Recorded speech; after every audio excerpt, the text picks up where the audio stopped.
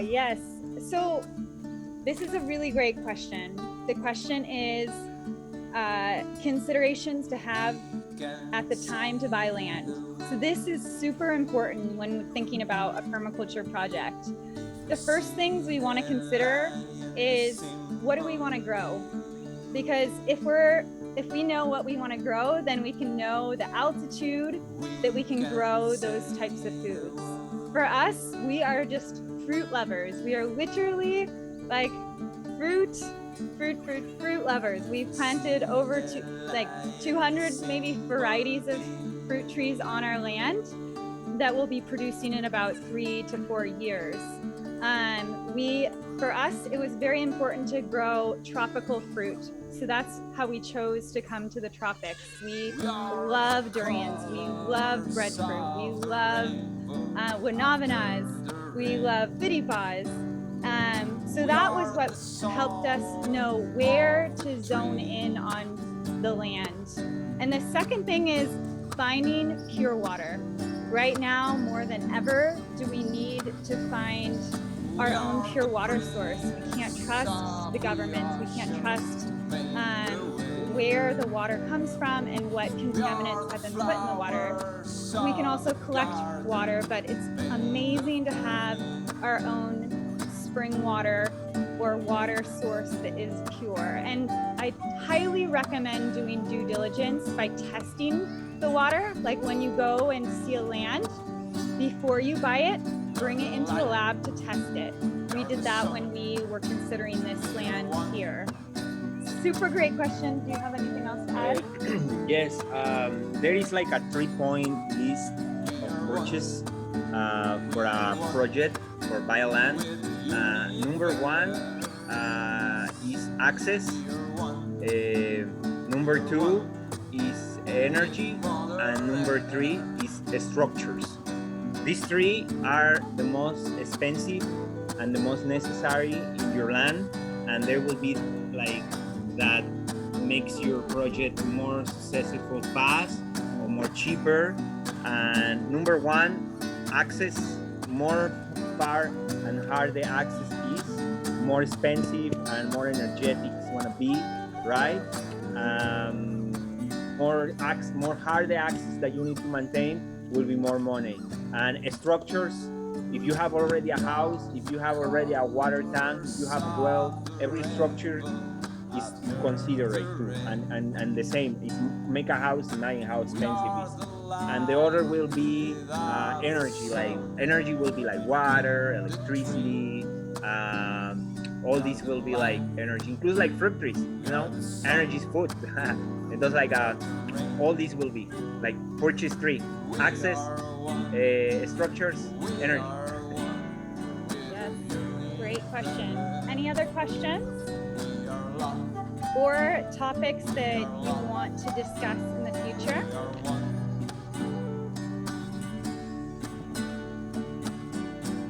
Well, we will close it up by saying this is a big part of our passion path: permaculture, growing our own food, living our passion through action. I highly recommend following us on Facebook and Instagram. We have many exciting workshops and webinars to come. We also do food farm to table tours, and I'm so excited to announce that we're releasing a book this fall.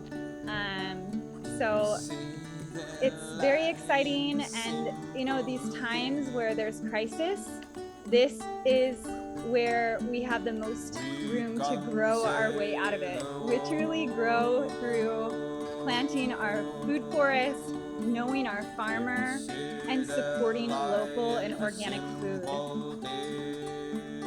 Yeah, thanks so much, everyone. And just remember the beautiful cycle of life that is produce your food, and know where the things come from is just one of the most amazing experience you can have in your life, connecting to the earth and being action and present in these times is so important.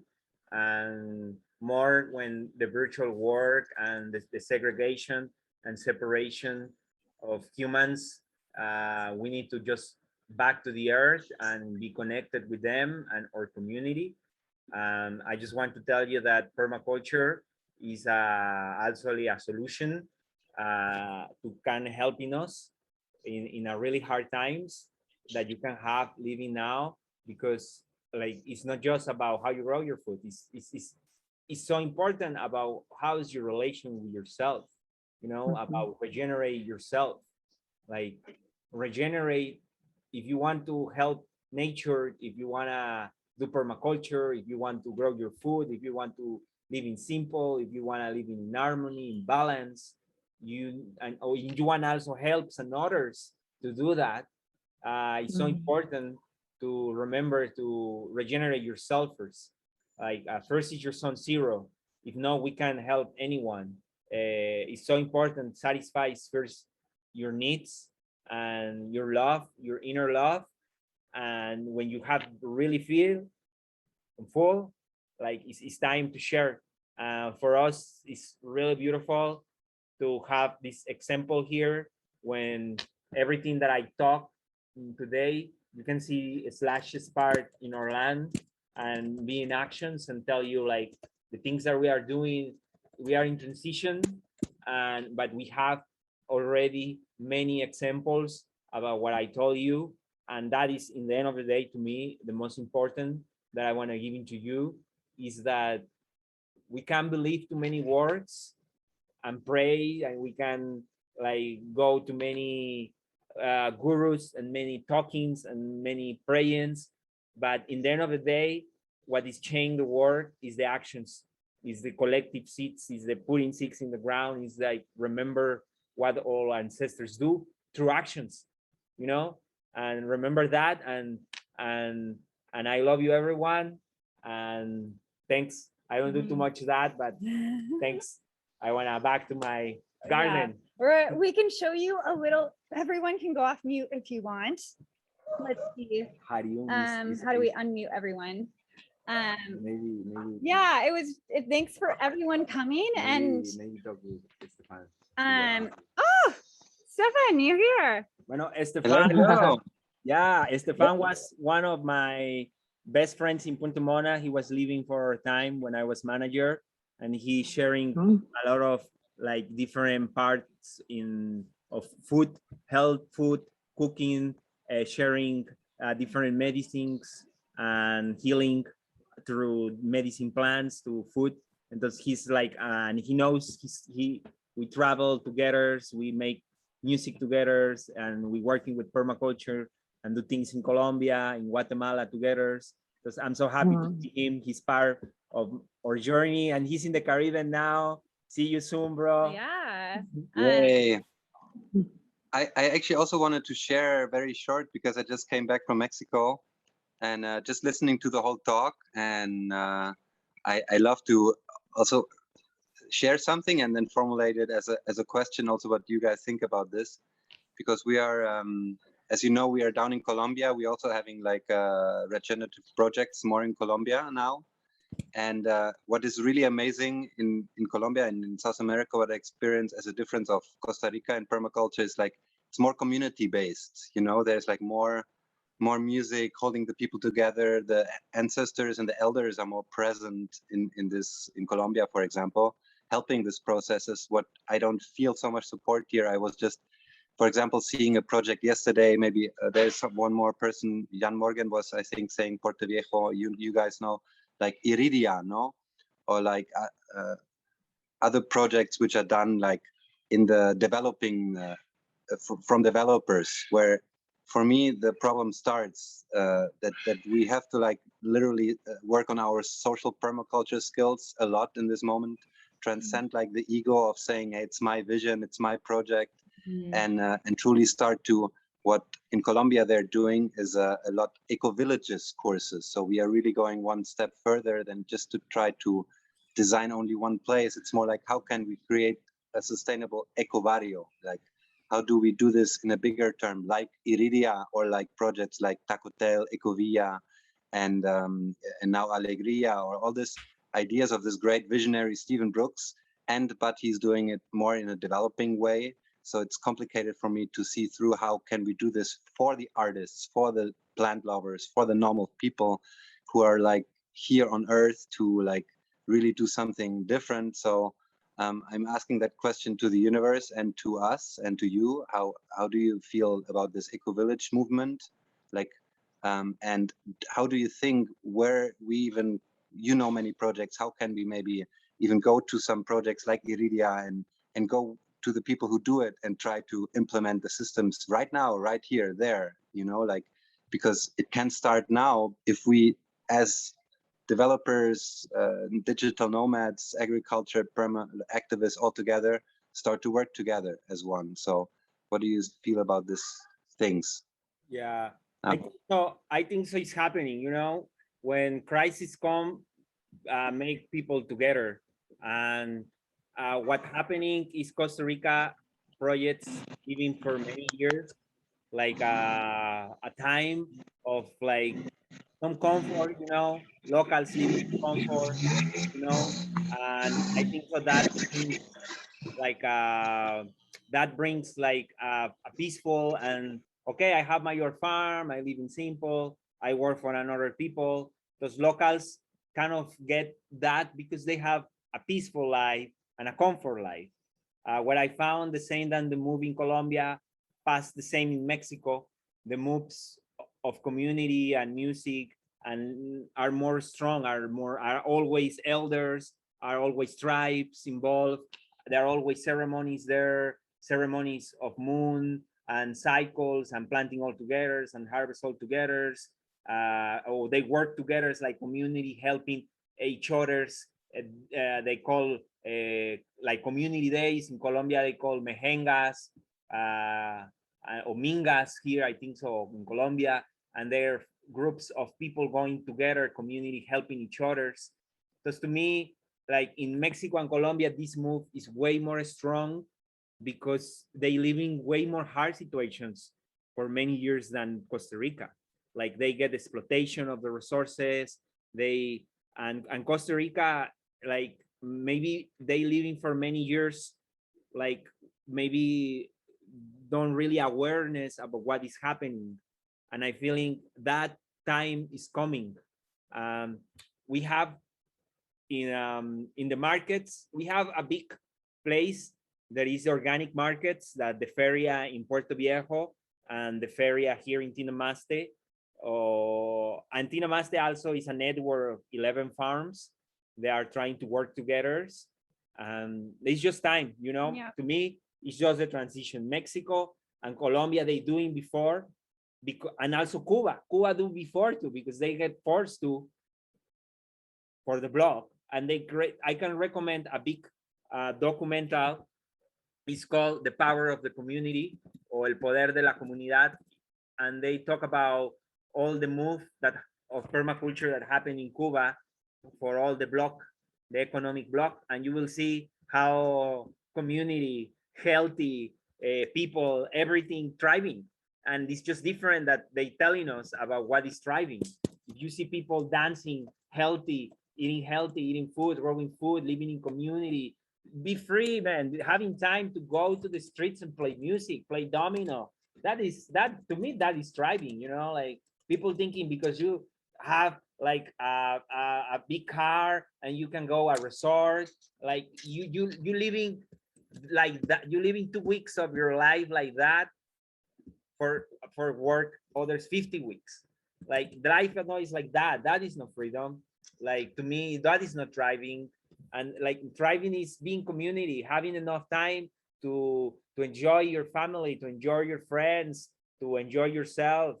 And that is the problem when like the business part cross, and in permaculture will be the tenants of the land and the economic system of the land. That is when the move is stocked in Costa Rica. Mexico, Colombia already, they have cooperatives, they have communities when the tenants of the land is sharing. There is no like this is my land and I living here. No, the land is from the cooperative and this is your house. Until you living here is your house because you are part of a cooperative. But when you left, it's no more your house, you know? we like the ownership and the tenants of the land is something that humans we need to start to thinking about. But this is a process, you know. Here we have an hectare, and we're trying to do it smaller, maybe for make a eco villa or to make a big project when more families. Yeah. You need to have more group, but it's happening. That is the interesting. Thanks for Stefan. I think so that's a super important point, Yes. because many people they thinking the permaculture move in Costa Rica is like is the best, it's like a dream, but it's in transition. It's many projects for the small country, but they just need to change the focus and keeping evolving, keeping transforming in the line of permaculture, and start to find another way to apply economic systems and tenants of land. Yes. Aho. Yeah. Yeah, I want to show you. Want to show you very, very short. You will see next week in live. I also got my sustainable home down in Costa Rica now. Yeah. Does it work? Is it a tent? Yeah. Woo! I know You guys that, see? man. I know that. Let's turn around the video and we'll show you a little bit of our garden. This is our outdoor, this is where we live outdoors pretty much. Here's our garden. Alan, you can kind of see. Yeah. Um, Yeah, like we have down here, we have a dry garden. That is a special garden that is like we mimic the desert garden. We have aloe veras, rosemary. We have actually lavender. And thus we mimic the dry garden. We almost not dry. More down, we have peanuts down there. More down we got green beans, okras. More down, we have yuccas. And more down the food forest with breadfruit and another fruit trees. And this side we have more fruit trees like rambutans there. So now you can see fruits like that side.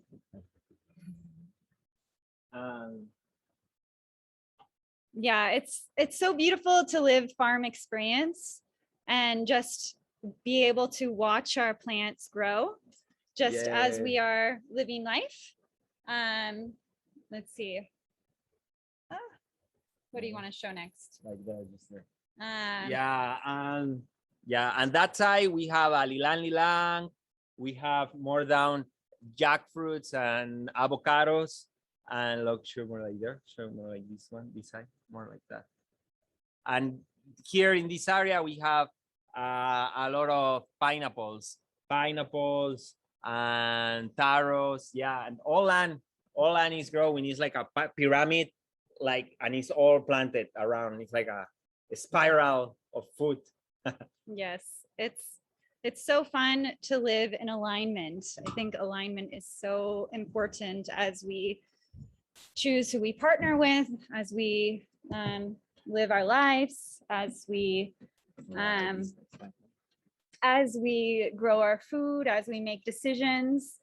I just want to encourage anyone to join our next workshop. We'll be doing a workshop the 14th, all about seeds, learning how to make our own seed bank, learning about different types of seeds, and we'll also speak about regeneration on that topic as well. So feel free to sign up for that one. Yeah. And any last comments from anyone that wants to say any words?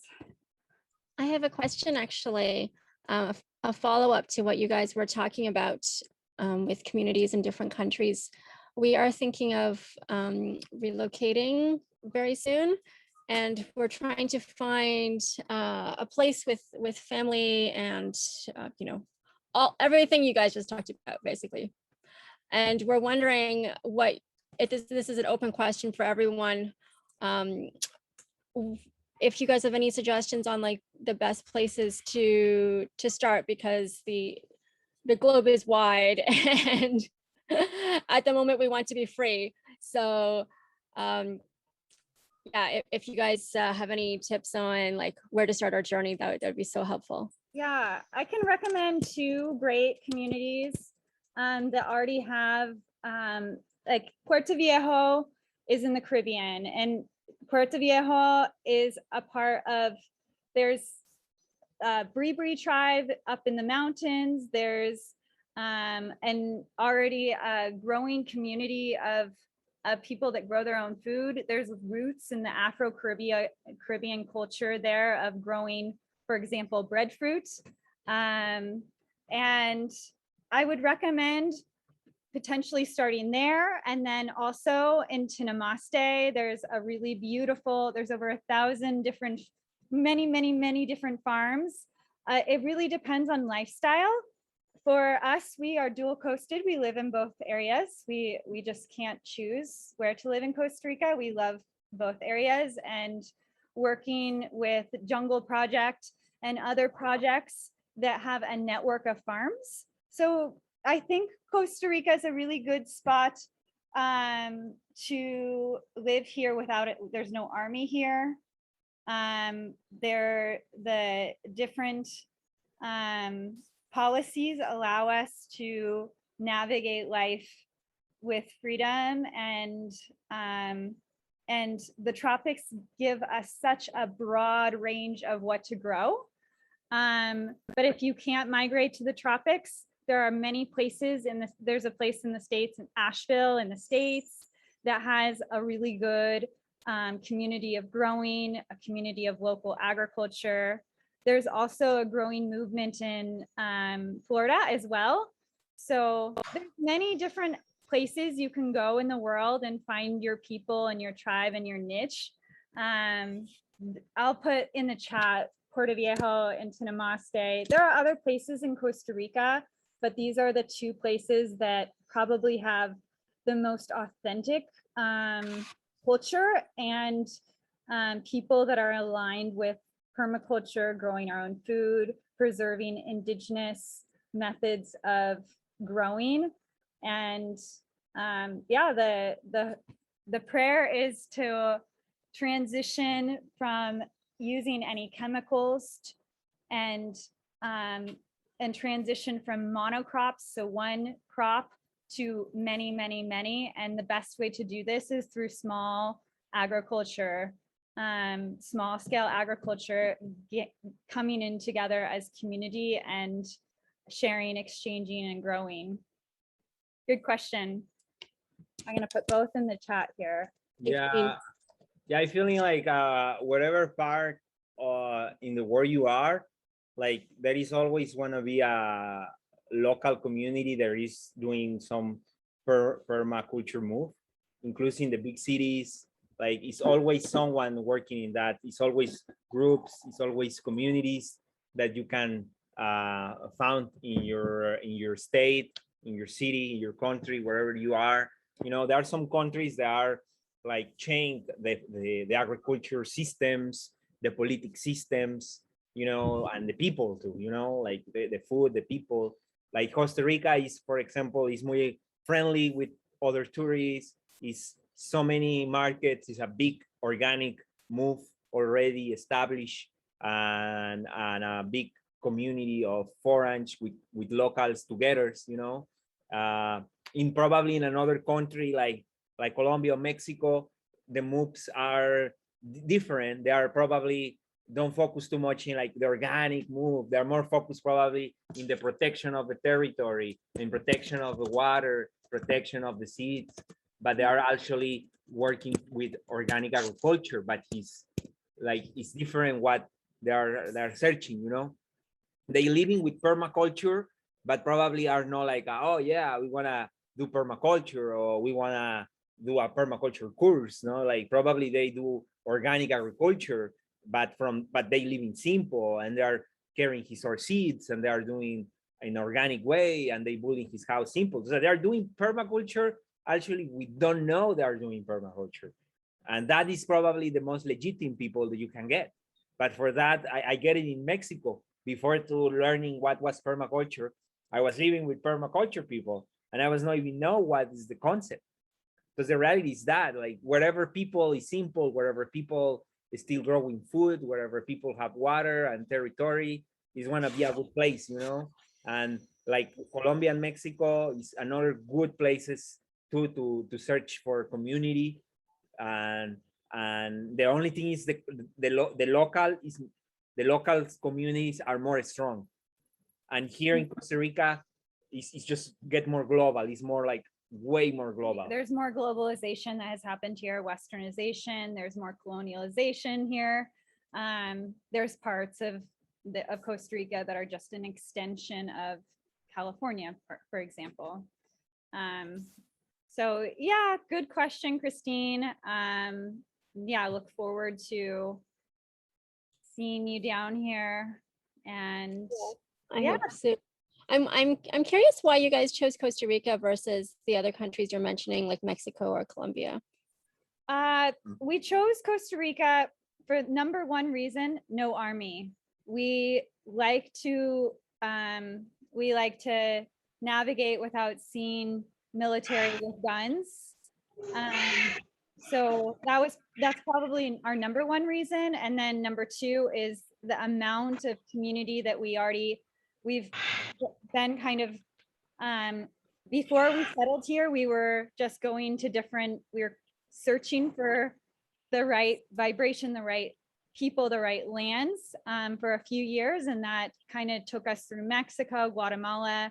We taught some workshops at Cosmic Convergence in Guatemala, at Oregon Eclipse in Oregon. So we kind of made a little bit of a journey to get here. And about 4 years ago, we decided to root down. We wanted to really start our garden and really make the connections with the community here in Costa Rica. So we just made that decision. I'm from the States, Alan's from Mexico. So we feel like the eagle and the condor, like just kind of like Costa Rica is the central point of the Americas. It has a really beautiful energy, and we just feel, the people, since they have not had war, they haven't had war in over 100 years, that there's this also sense of locals having this beautiful heart energy that we feel in the land and the people. And yeah, good question. Esteban, do you have something to add? Yeah, I spent quite a little bit of time in Mexico and in Colombia, and somehow from the land and the people, I would prefer to live there. And in the last 10 years being in both countries, I have heard and seen and experienced repetitive stories, which is like the thing of the military and paramilitary and guerrilla and all these things which are like kind of active in these countries, which is actually quite good if you're like protected under the radar of the indigenous people and all the people that you are.